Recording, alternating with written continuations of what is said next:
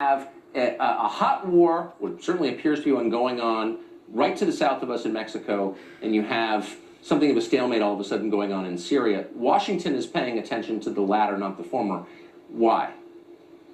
Well, Fallujah on the Rio Grande doesn't seem to interest them very much.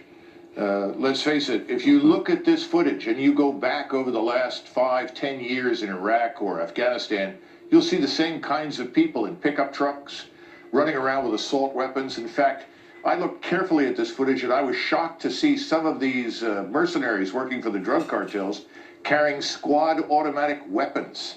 This is weaponry you would only find in the U.S. Army and the Marine Corps. They completely outgunned the opposition. So there's no question that this is a very powerful force. This force reaches into the United States.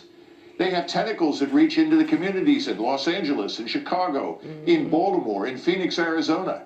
The kind of violence we're seeing right now in Mexico could inevitably explode in this country unless we close and secure the border and begin to rebuild the rule of law in the United States. Now, why is no one interested? Well, the Chamber of Commerce isn't lobbying very hard and no one's making any money from defending the United States.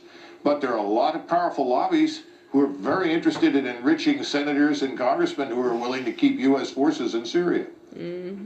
So what would you say to a U.S. Senator, Republican or Democrat, because they're on this subject, I would say equally guilty, who is spending all of his time worrying about the Kurds in Iran and Syria and ignoring what's happening, just south of Texas? Their collective indifference to the American people and the security of this country is not going unnoticed.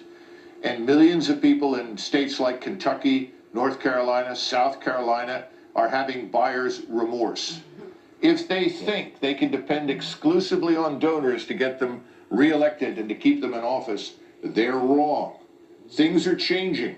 The population is angry. Look at the 53,000 that showed up for President Trump's rally. Look at the enthusiasm, but look at the energy and the demand, once again, to close that border and bring the troops home. If we're going to use military power, let's do it at home, on our borders. That's what the American people want. That's right. Amazing. Colonel, thank you so much for that. It's great to see you tonight.